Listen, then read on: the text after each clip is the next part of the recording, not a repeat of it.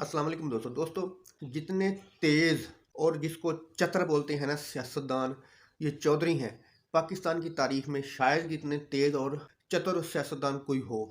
अब देखें कि परवेज़ भाई साहब ने कल इमरान खान के बारे में कहा है जी कि दोबारा आपने बाजवा साहब के बारे में इस तरह कहा तो हम आपको सबसे पहले मैं परवेज़ लाई बोलने वाला होगा, काफ लीग बोलने वाली होगी। और दूसरी तरफ वो एक इल्ज़ाम भी लगा रहे हैं जनाब जनरल बाजवा साहब पर कि जी मुझे फ़ोन आया है कि आपने इमरान खान के साथ बैठकर मुझे बेइज्जत किया।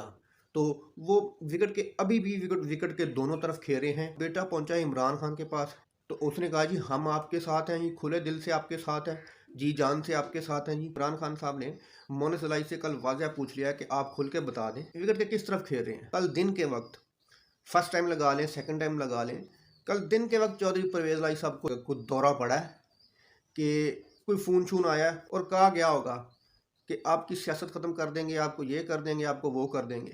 तो चौधरी परवेज़ भाई साहब फिर जल्दी जल्दी उठ के भागे हैं टीवी पे। इमरान खान साहब से हमारी गुजारिश है कि इमरान खान साहब, ये लोग कभी भी किसी के साथ मुखलिस नहीं हो सकते। ये नहीं कि पूरे पाकिस्तान के सियासतदान लगा लें सवाए आपके अलावा। ये ना मुल्क के साथ मुखलिस हैं, ना किसी और जमात के साथ मुखलिस हैं।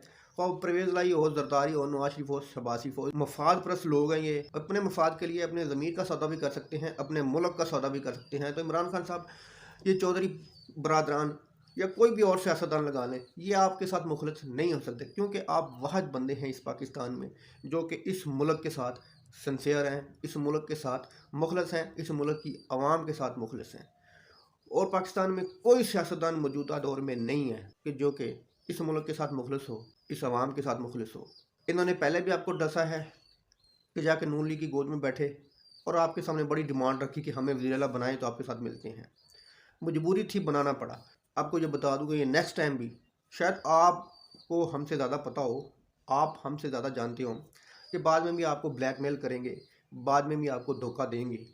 जब इंशाल्लाह आप 2/3 मेजॉरिटी से आएंगे, आपने इन लोगों को अपने साथ नहीं रखना, या आपने इन लोगों के साथ कोई सीट एडजस्टमेंट नहीं करनी या कोई अलायंस नहीं करना। ये आपके वर्करों की आपसे रिक्वेस्ट है कि इनके साथ कोई सीट एडजस्टमेंट नहीं करनी। अगर ये इतनी पॉपुलर है, अगर ये इतनी ईमानदार और नेक हैं, तो ये अपनी ताकत पर, अपने बलबूते पर, अपने काफिले के निशान पर अपने सपोर्टरों और अपने वोटरों से जीत कर दिखाएं।